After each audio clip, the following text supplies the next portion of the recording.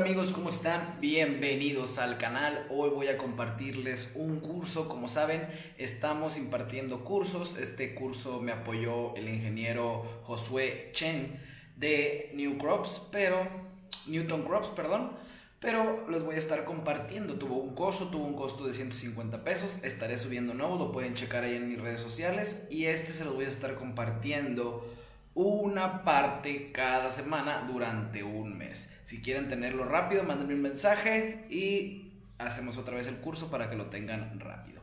Así que no se lo pierdan, chequenlo y si les gustó el video los invito a suscribirse y a darle like. Cualquier comentario de cualquier tipo de curso que quieran que realicemos, me los dejan abajo y con gusto lo realizamos. Saludos.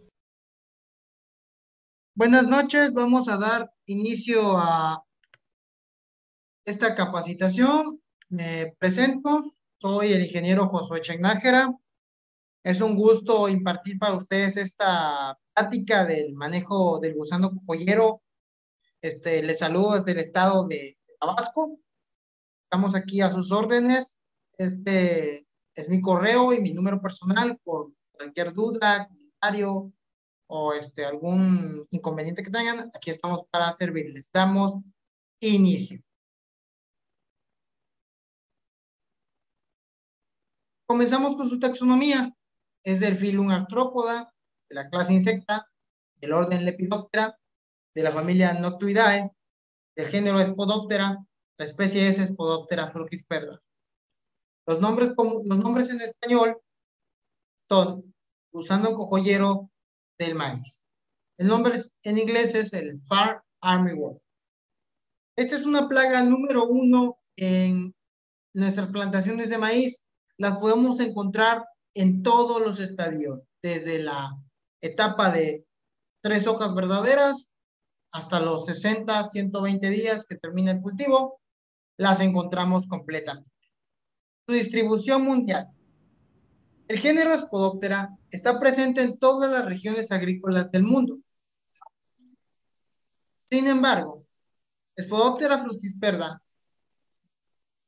es una especie limitada al continente americano, desde el sur de Canadá hasta Chile y Argentina, incluyendo todas las islas del Caribe. En el continente europeo se reporta en Alemania. África ha sido un lugar igual en estos últimos años, donde ha sido severamente atacada por gusano pupillero. Esto es muy importante saberlo porque no estamos libres de esta plaga, tenemos que convivir con ella, así como si fuera un ejemplo, tuviéramos una enfermedad, tenemos que hacer un hábito con ella, convivir con ella. Lo mismo con la plaga, tenemos que hacer varios controles que son los que veremos más adelante. Su situación en México, como les mencioné, el gusano cojollero está presente en todos los estados de la República, aunque es más abundante en regiones tropicales y subtropicales. ¿Por qué está más presente en regiones tropicales y subtropicales? Lo veremos más adelante. Su importancia económica. De acuerdo con las inspecciones que son realizadas aquí en el campo, el gusano cojollero afecta el 70% de las plantas en la ciénega. Esto lo dijo Bautista y Morales en el 2016. Sus larvas ocasionan pérdidas en la producción que van desde el 10% hasta el 100%, sobre todo si la planta es atacada cuando tiene entre 40 y 60 centímetros. Esto es muy importante. ¿Por qué? Porque en estos estados larvales, entre que la planta tiene 40 y 60 centímetros, 3, 4, 5, 6, 7 hojas verdaderas, es donde tenemos más incidencia de la plaga, donde las larvas de gusano cojollero se vuelven caníbales, se comen unas a otras hasta quedar solo una en la planta. Y luego se va a introducir, como sabemos, en el tallo. Vamos a ver el acerrín, que es el excremento de ella, y vamos a tener una severidad muy fuerte en nuestras plantaciones, hasta tenerla en las mazorcas, al final de cuentas. Que esto es una importancia económica muy fuerte, que podemos tener un porcentaje desde el 10% de severidad hasta el 100%, que sobrepasa nuestro umbral económico. Sus hospederos tienen un total de 186 hospederos para Spodoptera frugisperda. Se reparten en 42 familias. La mayor cantidad se clasifica dentro de la familia de las Poaceae, seguida de la familia de las Fabaceas, las Solanáceas, Asteraceae, las Rosaceae, las Chenopodidaceae. De las 186 plantas reportadas como los hospederos, el 64% se encuentra presente en Norteamérica y Centroamérica. En Sudamérica, ¿qué encontramos? El 85% de los principales hospedantes son: el número 1, maíz, el sorgo, el cacahuate, la caña de azúcar, el arroz, el frijol, el algodón, soya, chile, cebolla, alfalfa, el tomate, el lino, la papa y el zacate grama, etcétera. Pero el enemigo número 1 que vamos a ver el día de hoy es el maíz. El maíz es, esta plaga es el enemigo número 1 del maíz. ¿Por qué? Porque es la plaga que tenemos más afectaciones en el cultivo. Después tenemos otras plagas como son gusano barrenador, como gusano elotero, la diatrea, la gallina ciega, las chicharritas, pero la número 1 que encontramos en todas las plantaciones de maíz del país es el gusano cojollero. Su aspecto ecológico y morfológico. ¿Cuáles son sus biologías y sus hábitos? Esta es una plaga de origen tropical y subtropical, ya que en estas zonas es muy importante esto. El insecto completa todos los estados en forma continua en lo largo del año. ¿Qué quiere decir esto? Que podemos tener de 5 a 8 generaciones en nuestras plantaciones de maíz. ¿Por qué? Porque aquí en la zona tropical, las buenas condiciones del suelo, la humedad, altas temperaturas, tenemos un gran espécimen aquí de esta plaga. Tenemos un control muy fuerte con los biológicos, culturales, químicos, pero eso lo veremos más adelante. En las zonas templadas, como parte del centro y norte del país, es una plaga estacional. No sobrevive inviernos, dado que carece de muchos mecanismos de defensa, como la diapausa, como la tienen el gusano elotero, el gusano barrenador, la gallina ciega. Esta plaga, en importancia, el gusano cojollero no entra en diapausa, no se va al suelo, no se queda a los 15, 20 centímetros que se quedan las demás plagas, donde queda la pupa. Empieza la primavera nuevamente, que es entre febrero, marzo, abril y mayo. Eclosionan y salen adultos. Cada hembra, esto es muy importante, cada hembra oviposita en promedio 1000 huevos durante toda su vida. Se agrupan en masas que son en promedio de 100 a 150 huevos cada una. Estos huevos son cubiertos con hilo de seda y escamas de una coloración grisácea. Esto lo secreta la hembra. En el maíz, no importa, como les mencioné, el estado fenológico. Ella oviposita sobre las hojas en su parte media de la planta, preferentemente el embés o la zona basal de las mismas. ¿Por qué en esa parte? Porque ahí es más fresco, ahí está un confort para los huevos de gusano cocollero. Y de estos 1000 huevos, imagínense en una hectárea de maíz que hayan más de 200 hembras ovipositando, ¿cuántos huevos habrán? ¿Cuántos ciclos de gusano cocollero habrán? Así como les mencioné en el trópico, tenemos de 5 a 8 generaciones de gusano cocollero. Esto es muy importante. Me decían hace unos días un productor con el que estábamos hablando, me decía: ingeniero, esta es la tercera vez que tengo gusano cocollero y es apenas mi segundo ciclo. Le digo: mira, ya pasamos el ciclo de secas y tuvimos gusano cocollero. Vino la primera temporada de lluvias, que fue en junio. Aquí normalmente sembramos en esas fechas. Se hará a principios de junio, se está sembrando a mediados con las primeras lluvias. ¿Qué tenemos? No tiene la planta ni 15 días y ya tenemos larvas de gusano cocollero. Esto es muy importante. Muchos productores ven unas cuantas plantas ya con el acerrín, el excremento del gusano cocollero, y ya van al control químico en automático. Esto es muy importante que lo veamos, pues, porque sin el control del gusano cocollero, no vamos a tener pues esta vista pues del gusano. Vamos a tener muchos problemas allí con estos aspectos. ¿Por qué? Porque si tú tienes un aspecto ecológico y morfológico aquí, como es una zona tropical o las zonas del centro del país o del norte del país, porque allá a veces hay 2 o 3 generaciones de gusanos. Lo vamos a ver más adelante. Esto es el inicio de nuestra charla.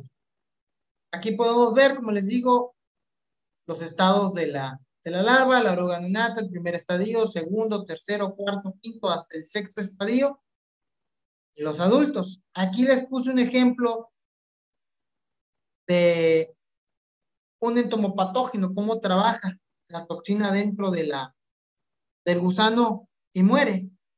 Esto lo vamos a ver igual más adelante en nuestra charla. Esta es una breve introducción.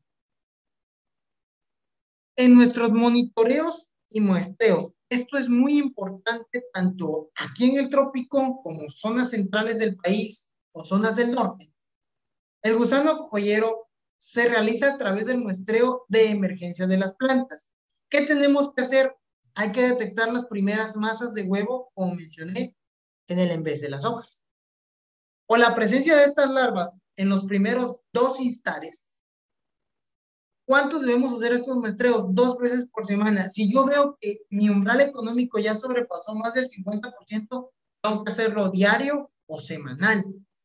Debemos de continuar con esto al menos 50 días después de la emergencia. Si yo veo que 50 días después de la emergencia de las plantas del maíz tenemos mucho problema de gusano, tengo que estar yendo diario, cada 2 días, cada 5 días, cada 15 días, ya dependiendo a el umbral que tengamos de el gusano joyero. Este muestreo lo realizamos con el muestreo de 5 oros. Hacemos selección de 50 plantas al azar. Usamos 5 sitios distribuidos, como les menciono en este patrón, en la hectárea. Seleccionamos un grupo de 10 plantas. En cada una de ellas es muy importante que cuantifiquemos nuestro muestreo. ¿Cómo? Saber cuánto es la presencia de larvas, el tamaño de estas larvas y qué decisión vamos a tomar. ¿Qué tratamientos vamos a tomar? Si vamos a tomar control químico, biológico, ecológicos, si vamos a tomar controles culturales, controles mecánicos. Tenemos que ver cuál va a ser nuestro control. No hay que alarmarse cuando tengamos demasiada una infestación de gusano cogollero. ¿Por qué? No hay que acudir al químico. Siempre hay que tener el triángulo de manejo integrado, siempre y cuando el control cultural, el control genético, el control biológico, el control etológico y hasta el final el control químico. Siempre nuestro último cartucho, ya si no funcionó nuestro control biológico con hongos entomopatógenos, no funcionó con depredadores, no funcionó con todos estos tipos de controles biológicos, no funcionó cambiando de control genético ni en control cultural, nuestro último cartucho siempre será el control químico. Recuérdenlo muy bien, porque hay gusanos, esta plaga ya es resistente a algunos productos químicos. Es donde tenemos un gran problema, porque muchos ya utilizan lo que es un ejemplo, usan el clorpirifosetil. El clorpirifosetil y el clorpirifosetil no hacen una rotación de productos agroquímicos. ¿Qué tenemos aquí?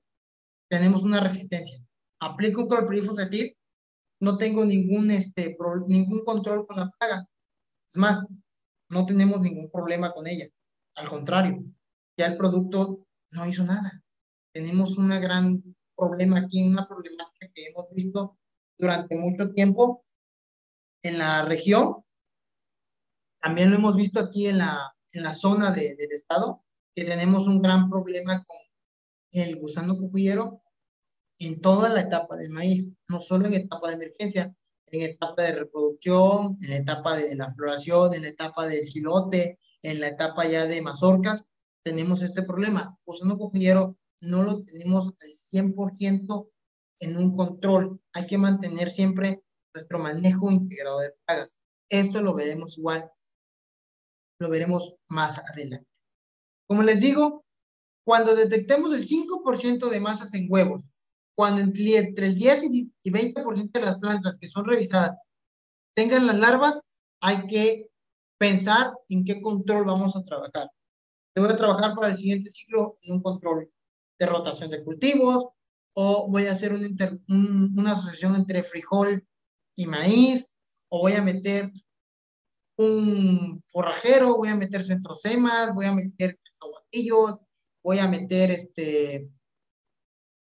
Clitoria ternata, voy a meter un Stylosanthus sinensis.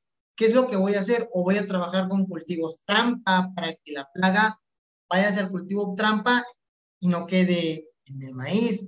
O voy a hacer mi cultivo trampa y un cultivo que sea un repelente. Es lo que vamos a hacer aquí en estos aspectos. Aquí como les muestro en esta imagen, como vimos en la anterior, es el muestreo de 10 plantas hasta hacer las 50 y ver cuánta incidencia tenemos de larvas de gusano cocoyero y los huevos. Esto es muy importante hacerlo. Debemos de siempre evitar lo que es bordos y orillas, siempre estar centrados después de la quinta o sexta línea de maíz, empezar a hacer el conteo y siempre tener revisando el centro, porque siempre en el centro es donde a veces se alojan estas plagas, es donde tenemos esta interacción o este tipo de muestreos, son algunos de los puntos que debemos utilizar. Su ciclo de vida o biológico, como les mencioné, tiene varias generaciones por año. Este ciclo biológico consiste en huevo, 6 o 7 estadios larvarios en pupa y adulto. Esto lo vamos a ver en la figura siguiente. Durante el estado de huevo, ¿cuántos días pasan? 2 a 3 días en verano. Cuando eclosiona el huevo, el número de interés que pasa a la larva depende de las plantas hospedantes en el cual se alimenta. En este caso, maíz. Tenemos 6 intares. ¿Qué requiere aquí? La temperatura base de 10.9 o las unidades de calor, que son 53.9, 42.6, 38.2, 38.6, 44.8 y 58.9. Esto es con una temperatura base de 10 grados. Aquí, en el estado de Tabasco, con esta temperatura a 10 grados, se muere todo. Aquí este es el gran problema que tenemos en nuestra región. ¿Qué pasa aquí? Que solo tenemos la temperatura mínima que hemos llegado aquí en el estado de Tabasco es a 15 grados centígrados. Y ya con eso tenemos muchos problemas. Imagínense si llegamos a 10 grados centígrados, pasó una vez en los años en que hizo erupción un volcán que se llama el Chichonal, aquí entre Tabasco y Chiapas. El primer día cuentan los productores ya de 60, 70, 80 años, que los primeros 2 días estuvo en oscuridad como cenizas. Al tercer día hay una leve granizada o nevada que llegó en ese tiempo a 10 grados centígrados. Todo murió. Dicen los productores grandes que todas las hojas se pusieron amarillas, cayeron, no hubo nada hasta el siguiente ciclo en lo que se empezó a recuperar todo esto, la plantación. Los problemas es el único problema que se tiene ya anotado o visto, que es la única temperatura más baja que hemos llegado cuando hizo erupción esta volcán. Cuando tenemos la prepupa, dura en promedio 2 días.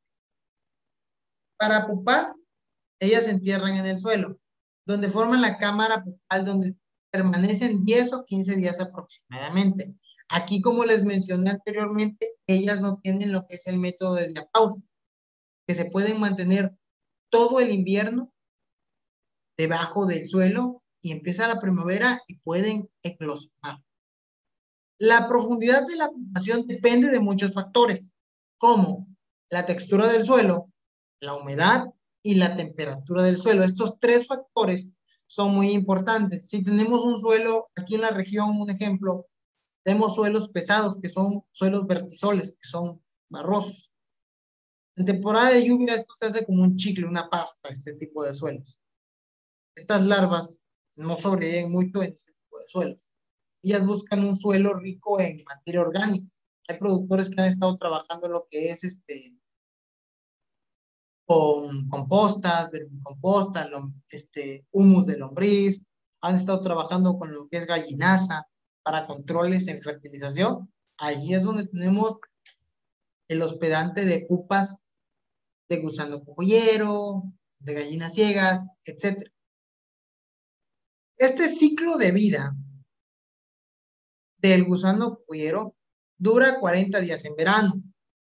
En primavera dura más de 60 días, 2 meses. Y en otoño pasa de 80 a 90 días. ¿Por qué pasa de 80 a 90 días en invierno? No sobreviven bajas temperaturas, como mencioné. Un ejemplo, en el algodón, la etapa larval del gusano cogollero tarda 22 días para desarrollarse a 25 grados. ¿Qué quiere decir esto? Que una temperatura en 25 grados, la larva de gusano cogollero pasa en un estado de dormancia o de latencia, donde empieza a desarrollarse muy lentamente. Aquí es lo que tenemos que ver. Esto de los grados, de los días luz, los grados de los unidades de calor, son muy importantes para esta plaga. ¿Por qué? Porque si no tenemos esta temperatura base, aquí en el trópico tenemos temperaturas altas, pues ahorita estuvimos a 34 grados y estamos pues con unas lluvias leves. Esto es, perdón, esto es para el gusano cogollero muy propicio. Nuestros suelos aquí, hay suelos de tipo vertisoles, fluvisoles, hay tipos arenosoles, hay tipos muy buenos con materia orgánica hasta de 40 centímetros. Aquí es donde tenemos más participación de la plaga. Hay buen control de humedad, hay buena temperatura, hay buena textura en nuestros suelos, tenemos el gusano cogollero. Tenemos, como les digo, hasta 8 plagas instaladas en una plantación de maíz por todos los ciclos. Trabajamos 2 o hasta 3 ciclos por año con maíz. ¿Qué es lo que pasa en grandes plantaciones con volúmenes de altas densidades?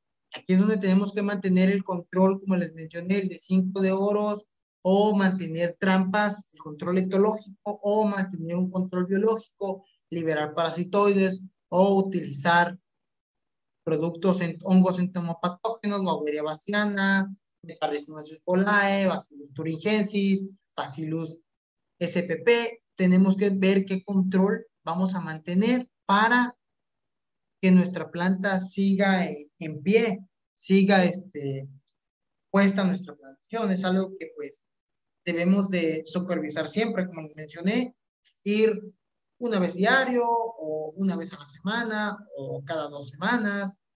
Es lo que debemos estar manteniendo en nuestra plantación.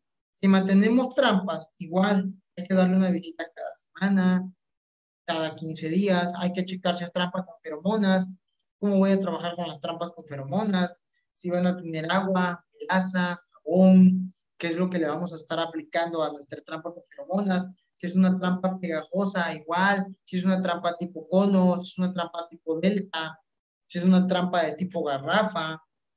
Es donde tenemos que saber qué controles vamos a usar desde el inicio de nuestra siembra hasta la cosecha. Esto es llevar de la mano nuestra, nuestra plantación desde el correcto tratamiento de la semilla hasta la cosecha. ¿Cuánto va a ser el rendimiento que quiero sacar? Si quiero sacar un ejemplo, si quiero sacar 10 toneladas, ¿cuánto voy a utilizar de fertilizante? ¿O voy a utilizar compostas? ¿O voy a utilizar lixiviados? ¿O voy a utilizar un super magro? ¿Qué es lo que voy a estar trabajando? O voy a estar trabajando de la mano con ácidos húmicos, púlvicos, algas. Si voy a estar trabajando igual con lo que es los hongos entomopatógenos. ¿Cuándo voy a aplicar este hongo entomopatógeno? Cuando la plaga esté muy fuerte o cuando no tengamos tanta incidencia. ¿Qué severidad hay de las hojas comidas por gusano cogollero? Tenemos que ver este control siempre, como les digo, desde el tratamiento de la semilla hasta la cosecha. Esto lo tenemos que ver siempre en claro. cuántas veces voy a visitar la plantación para ver las generaciones que tengo de gusano cocoyero, qué voy a aplicar, por qué. Siempre les pregunto a los productores cuándo, cómo y por qué aplicar. ¿Por qué la primera opción es lo químico? Se puede irme desde el control cultural hasta el control biológico. Es lo que tenemos que tener muy en claro aquí, en esto. Por eso esta plática es para ver los tipos de controles, no irnos a la primera quemando nuestro último cartucho, que es el control químico. Siempre hay que ver opciones en nuestro manejo integrado. Aquí al final les vamos a dar una propuesta de manejo integrado de plagas, qué debemos hacer, que son algunos puntos que les estoy mencionando, qué es lo que debemos ver siempre. Como les menciono, nuestro último cartucho es control químico.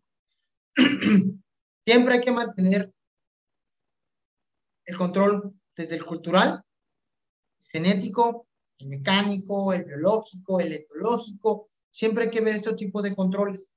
No solo irnos solo con el químico. Son algunos de los aspectos que debemos de supervisar. Aquí, como pueden ver, como les mencioné, las hembras ponen 1000 huevos, viven de 10 a 12 días. El huevecillo está de 3 a 5 días. Las larvas recién nacidas, como les mencioné, son caníbales hasta que queda solo uno en la planta. Y ahí aquí está lo que es el ataque al cogollo, lo que ven el tipo acerrín, que es lo que va sacando la plaga, que es el extremo. De ahí la larva, como les mencioné, pasa de 6 estadios, de 14 a 22 días. La pupa pasa en el suelo, como les mencioné, la textura, la temperatura y la humedad del suelo son condiciones para que esté la pupa ahí eclosionando, de ahí para que eclosione y venga a ser adultos de gusano. Vamos a continuar.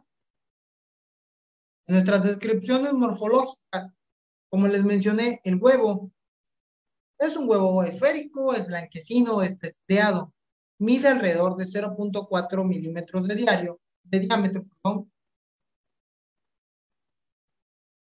y 0.3 milímetros de altura. Capineira en 2014 dijo que la coloración va variando de acuerdo con los grados de madurez. Inician de color verdes y antes de la eclosión cambian a un color negruzco. En la parte externa del embrión tiene muchas depresiones superficiales, mientras que en la interna es completamente lisa. Aquí podemos ver el huevo de Spodoptera frugiperda. Como les digo, en él, desde la hoja, la tela grisácea que pone la hembra para que estén un poco protegidos los huevos, son algunos de los aspectos que vemos. De ahí las larvas. En las larvas de primer instar,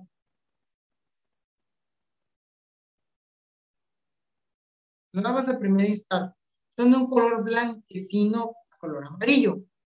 Tiene pequeños puntos negros. ¿Sobre qué sobresalen? Sobre las setas primarias. Tiene una cápsula cefálica que es de coloración negra. ¿Esto cómo va ocurriendo? A medida de que se van alimentando, van oscureciendo y luego dan una apariencia de color verdoso. Esto suele confundirse mucho con el gusano soldado. Entre el gusano soldado y el gusano cocuyero, a veces hay mucha confusión entre algunos productores, porque conforme la alimentación del gusano cocuyero es la coloración que va tomando. De ahí en los siguientes dos instares, larva 2 y 3, son similares en el color del primer instar, pero después van oscureciendo cuando van a entrar el cuarto instar. En los últimos instares finales, son típicamente una coloración oscura. Tienen unos patrones de coloración que van, como mencioné, en función a la dieta y otros factores que utilizan. Su cabeza, la larva presenta áreas adfrontales, que son de color blanco y son amarillos en una forma de Y invertida. Su cápsula cefálica va variando de muchas coloraciones, de café a negro. Estos últimos instares carecen de las setas primarias. Son generalmente lisos y la coloración va desde el verde claro hasta el café, incluso de color negro. Aquí, como podemos ver, estas son las larvas de Spodoptera frutisperda.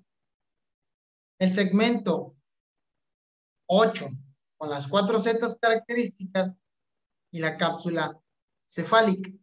Y podemos ver igual cómo se distingue la larva de gusano cuyero a la de una de barrenador, a la de una de gusano loquero, a la de una de gusano soldado, del Spodoptera chihuahua. Son parientes, sí, pero tenemos diferencias en estos aspectos. Los segmentos con las setas características y la cápsula cefálica. Estos son, y la coloración. Siempre la coloración es la que va a depender de la dieta. Nos vamos a encontrar color marrón, color negros, color verdes. Va dependiendo de la alimentación, de la dieta. Si nuestras plantas igual no tienen buena coloración, no tienen buena fermentación, es donde igualmente vamos a ver igual cómo va a estar trabajando nuestra plaga aquí. Su popa son de color caoba, miden entre 14 y 18 milímetros de longitud y alrededor de 4.5 milímetros de diámetro. Con su extremo abdominal, el crimáster, termina en dos espinas o ganchos en forma de una U invertida. Durante esta etapa en pupa, los sexos se separan. Los machos con el noveno esternio abdominal se encuentran dos elevaciones que corresponden a sus testículos. Sus hembras, en el octavo segmento abdominal, presentan unas líneas curvadas que corresponde a la vulva corpulatrix. Aquí podemos ver que estas son las pupas de Spodoptera frutisperda, el gusano cucullero, cuando están en el suelo, dependiendo, como les digo, las condiciones del suelo, son algunos de los aspectos que vamos a estar manteniendo. Esto entre cómo va cambiando de huevo a larvas, larva de primer instar, segundo, tercero, cuarto, quinto, hasta el sexto instar, que van cambiando de coloración, luego van a hacer pupas, van al suelo, se permanecen los 10 a 15 días y de allí salen como adultos, sea macho o sea hembra, a depositar 1000 huevos. El adulto, estos tienen una envergadura de 32 a 40 milímetros. El macho, en el área costal de las alas anteriores, tiene una coloración pálida, que poseen además una mancha elíptica blanquecina cerca del centro, y a un lado está una franja diagonal clara que se dirige del margen costal al centro del ala. Esto presenta una pequeña mancha blanca en el margen apical. La hembra presenta esta mancha elíptica en el margen costal delimitado por una línea clara. Estos son los machos y hembras de gusano cucullero, cómo están en la planta, como les digo, cómo van buscando para oviposicionar en nuestras plantas de maíz. Sus daños. Esto es muy importante, como les mencioné, el gusano cucullero se pone en todos los estadios de la planta de maíz, desde la etapa B3, B4, B5, B6, la RT, R1, 2, 3, hasta la R6, es donde tenemos estos problemas de el gusano cucullero. ¿Esto qué se alimenta? Principalmente se alimenta del follaje. En forma ocasional se alimenta del elote. Como larva, penetra el cogollo de las plantas pequeñas, preferentemente de los 10 a los 60 centímetros de altura, que se los mostraré en la imagen siguiente. La presencia, ¿cómo se detecta esto? Se observa con hojas perforadas, como si fueran de 5 a 10 milímetros, se ven manchas moteadas o se ven rectangulares o horizontales, allí se ven las perforaciones. Este daño foliar, ¿cómo se caracteriza? Por la alimentación irregular y el excremento húmedo que, como les mencioné, parece un acerrín que está cerca del cogollo del maíz. Y las hojas superiores a la planta, esto se los muestro en la siguiente figura, Sus daños son más severos aquí en las zonas tropicales y subtropicales, con unas temperaturas elevadas a 30 grados, una poca precipitación. La larva se alimenta de estos cogollos en los primeros 5 días y ahí se dirige a la base de nuestra planta, barren el tallo sin que se acame o se caiga y se refugia dentro de él. A diferencia de los gusanos trozadores, cortan el tallo por lo que la planta se va a una came o se cae. Y como les digo, que son las fechas de siembra, mayo, junio, julio, agosto, septiembre y octubre, aquí empezamos etapa de siembra y germinación. Desde esta etapa hasta la etapa del desarrollo vegetativo, tenemos que tener muy en cuenta hasta el día, como les mencioné, hasta el día 50. Si nosotros no mantenemos un buen control, sea etológico, sea biológico, sea control cultural, si no mantenemos este control aquí, vamos a tener